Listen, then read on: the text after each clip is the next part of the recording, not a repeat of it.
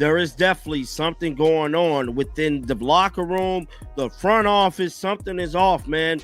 This is the third situation in one game we have had involving Caitlin Clark and the coaching staff and pretty much another player.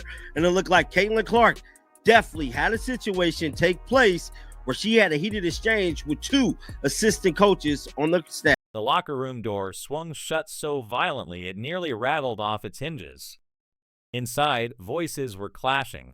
Tension was sizzling like an exposed wire. And in that charged space, the Indiana Fever's entire season was about to pivot in ways nobody saw coming.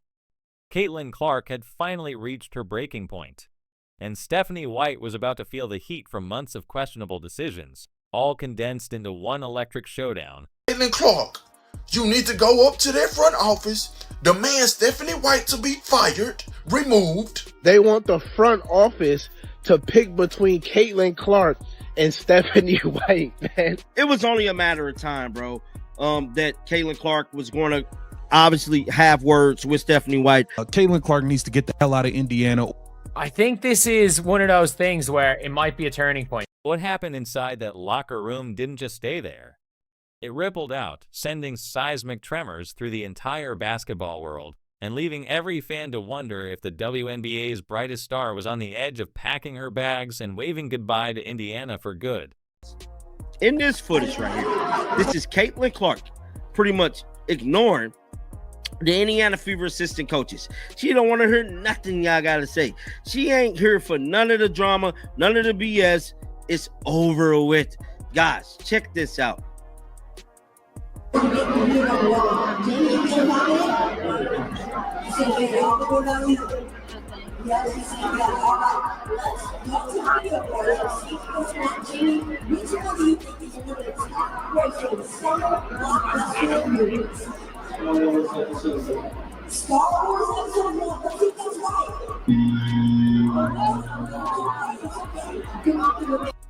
Right here, Austin Kelly, like, okay, whatever.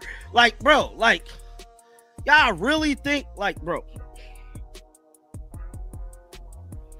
I don't know what this conversation was about, but clearly here, there's a situation at hand. Caitlin Clark is pissed. She don't want to hear nothing y'all got to say. Make no mistake, this eruption wasn't sparked by one sloppy game or a random substitution blunder. This was the culmination of months, entire months of simmering frustration, of jaw-dropping misuse of transcendent talent, of a generational superstar left feeling like her own coach might be orchestrating her demise rather than her ascent. You see any of this at Iowa? No, we didn't. We didn't see Caitlin Clark erupting on assistant coaches, having heated exchanges with Lisa Bluter. We didn't see this. Hell, she didn't even have a heated exchange with Christy Sides last year. I don't know what the hell is going on, but it's looking real spooky. And I'm telling y'all right now, this thing is heating up. Something is coming to a head because Caitlin Clark is now showing publicly she's pissed off. She's publicly showing it. She ain't in character no more. She's sick of it. Watch this. Clark's glare alone could have scorched the paint off the walls. Here's the player who single-handedly vaulted this franchise from league afterthought to headline attraction, only to be ghosted by a scheme so allergic to harnessing her gifts, it bordered on basketball malpractice. Picture this. The Fever ran commercials plastering Clark's face everywhere, selling tickets with her highlight reels. And then, when the moment was brightest, they decided to hide her on the bench like an unopened toy. It was absurdist theater at its finest, with Indiana playing. On the street is CC told Stephanie White to sit Kelsey Mitchell and Howard because they don't pass. Could be true. CC went to tie her shoe after passing to Howard on a play. LOL. And it is clear that there is a philosophical rift in the team. Fans aren't just grumbling in private group chats anymore. They're practically screaming into the void. Scroll through social media during these games, and you'll spot comments that read like furious Yelp reviews. I paid top dollar for Clark brilliance, not whatever this clown act is. And if this is what the Fever is selling, refund my emotional investment. Once your franchise jewel feels shoved aside, it's no longer some mild tactical oops. It's a slap in the face to every person who bought in, who wore the jersey, who made the pilgrimage to see this basketball prodigy light, I'm all for the veteran players. But at the end of the day, did we all forget that this is Caitlin's team? Like, did y'all just throw that whole situation out the window? Number 1 draft pick, rookie of the year, breaking all the damn records like they're scratch-offs? Bruh, what is we doing here, dog? I mean, Stevie Wonder could see that they tripping, man, at this point in time. I mean, I want to see the Caitlin we seen at Iowa. What happened to the Iowa CC? The greatness. I mean, bruh, we haven't seen the Logo 3 in a month, bruh. And this is where you come in. If you're watching all this unfold, seething right along with thousands of other fed-up fans, hit that like button so hard it trembles and drop a free Caitlin in the comments right now. Let's blast a signal straight through the Indiana front office thick walls so they can't keep pretending they don't hear us. Because at this point, it's beyond venting. It's about protecting the future. Stephanie White right here talking about Luka. A wrist sprain in that game and has been out since. And that puts a lot on the plate of players like Spencer Dinwiddie, who just came in, and finds Marshall for the corner 3.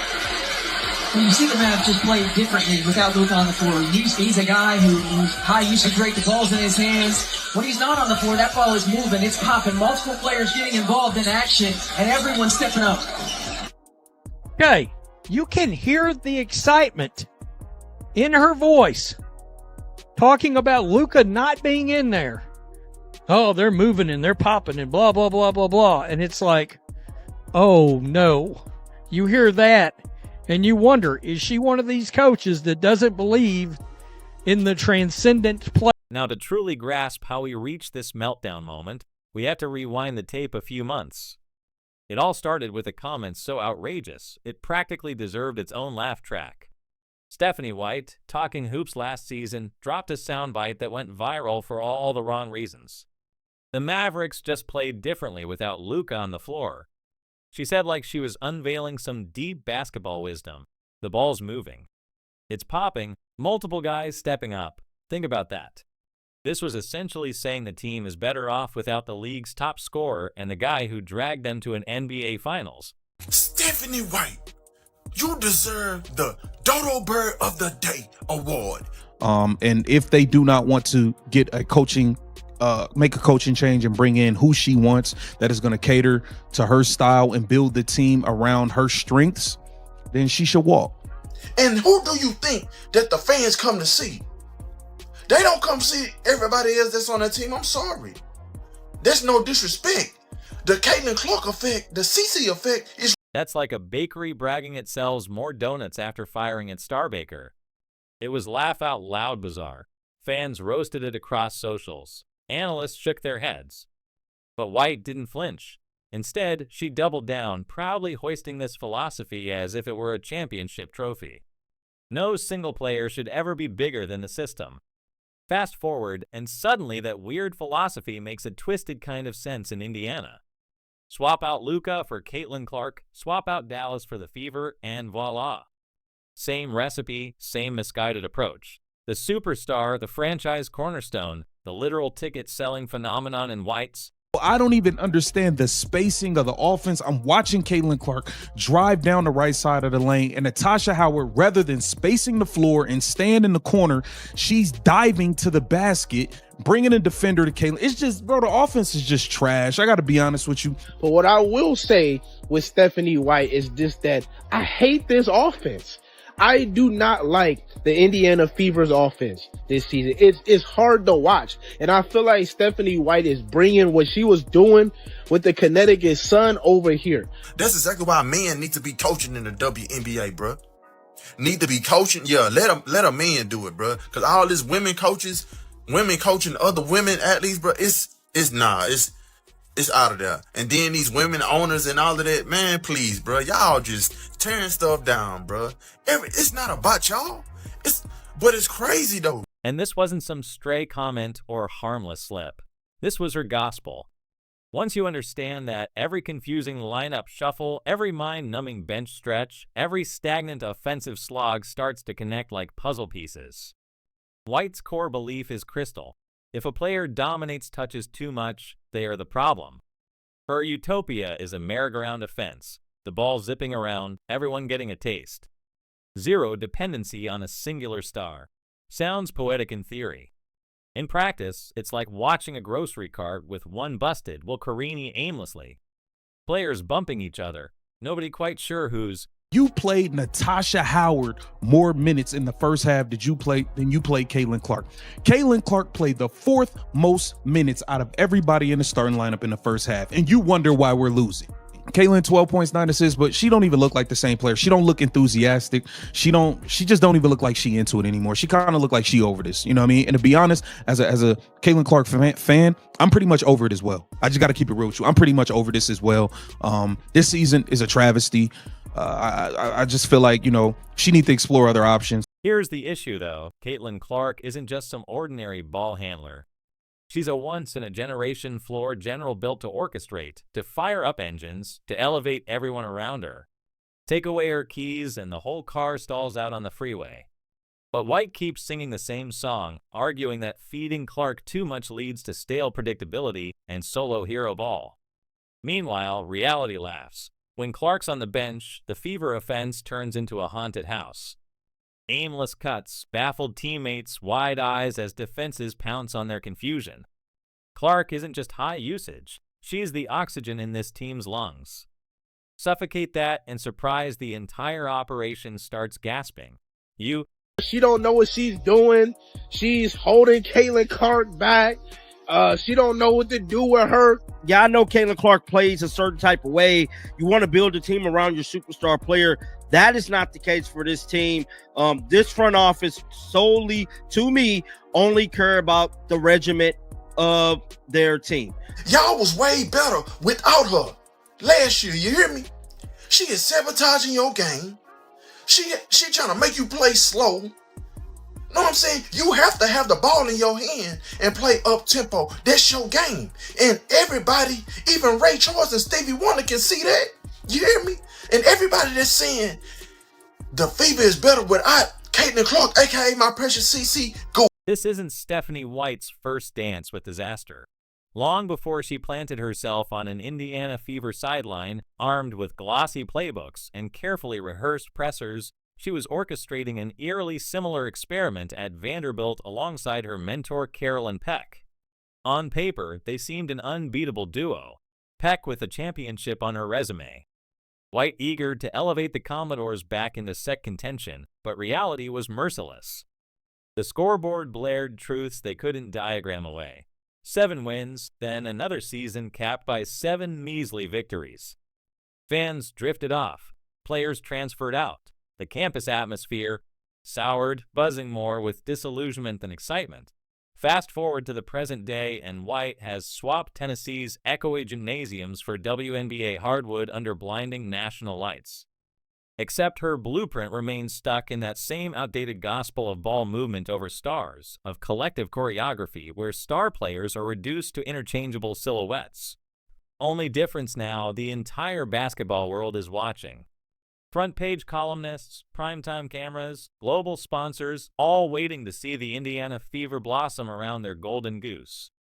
Instead, they're getting déjà vu. A roster brimming with promise is floundering, weighed down by systems designed to democratize brilliance rather than weaponize it. But what truly happens when the centerpiece of your franchise, the player you draped across billboards and broadcast graphics, tries to rise from the rubble? The numbers offer a brutal snapshot of Clark's ordeal. Her usage rate has nosedived nearly 20% from her scintillating rookie campaign. Her scoring average has dipped. Her once league-leading assists are stuck in neutral, and her court vision, the thing that lit up sold-out crowds last season, now seems blurred by clogged lanes and confused rotations. She don't know what she's doing. She's holding Caitlin Clark back. She don't know what to do with her. Watch her closely. Every time Clark touches the ball, you see her seconduing. Teammates miss cuts. Screens show up late or not at all. Defenders crowd her immediately, daring her to do something heroic while the rest of the Fevers stand frozen. This isn't the confident maestro who pulled defenders 28 feet from the hoop last year, forcing help rotations that left shooters wide open. This is a superstar being forced into awkward solos on a dimly lit stage. The fireworks she once provided have fizzled into the hum of awkward silence. Let's be clear, Clark hasn't changed. her range still stretches to the parking lot. Her vision still slices defenses. Her competitive motor still hums at championship RPMs. The only variable that's shifted is her opportunity. Under White, each Clark initiative runs smack into an algorithm. Shifts, substitutions, rotations, treating her improvisation like a system error. The result? Generational guards stripped of rhythm, forced into isolation, battling tooth and nail for every highlight. Box scores keep spelling it out. Subpar shooting nights, team-wide collapses, coaches tossing around adjustment period excuses like confetti. Meanwhile, fans howl foul. Analysts frown behind their studio desks. And still, the core issue hides behind cliches about ball sharing and unpredictability. But old ghosts linger. This is not Stephanie White's maiden voyage into self-inflicted sabotage. Why are fans only now seeing the full picture? Because the mistakes have stacked too high to ignore. Social media has basically turned into a digital insurrection. Under every Fever highlight post, free Caitlin lights up like Times Square. One exasperated fan commented, "Release our star or release our money back." Another pledged to boycott the entire season. Even casual fans who couldn't explain a horn set from a stagger screen sense something's off. They see empty seats, hear deflated cheers, feel their ticket dollars swirling the drain of wasted potential. It isn't just the loud fans. Sponsors have started sending those so polite but very direct emails. National TV broadcasters are getting skittish, sidestepping direct questions to avoid embarrassing segments. Reporters stock press lines, drilling Fever execs with, "When will you let Clark actually run the offense?" Meanwhile, insiders whisper that some at the league office worry Indiana's dysfunction could cost them the one star capable of propelling the entire sport into its next golden era. This isn't a pocket of complainers. This is a grassroots rebellion. People didn't pour passion and dollars into Clark's historic rise just to see it muzzled by half-court traffic jams. And when betrayal hits enough hearts, people mobilize, clipping awkward highlights, tagging the team, flooding comment threads with fury. That echo is deafening. What's Indiana's brass to do? Evidence mounts by. The day against White's rigid playbook. Just look at the fiasco when Clark returned from her recent groin injury. After 5 games on the bench, she re-entered to find an entirely new starting lineup. White shuffled rotations like a gambler, chasing a hot hand, but forgot the objective is to win, not to experiment. Predictably, Clark was out of sync. The team out of sorts. Fans outraged all over again. The Fever lost 8,061 to the expansion Golden State Valkyries, with Clark stuck on 10 points from 4 of 12 shooting. This isn't a generational talent being unleashed. This is a thoroughbred stuck pulling a broken cart. Then comes the cruel irony. The Fever actually won the Commissioner Cup game without Clark. Natasha Howard delivered 16 points, 12 rebounds,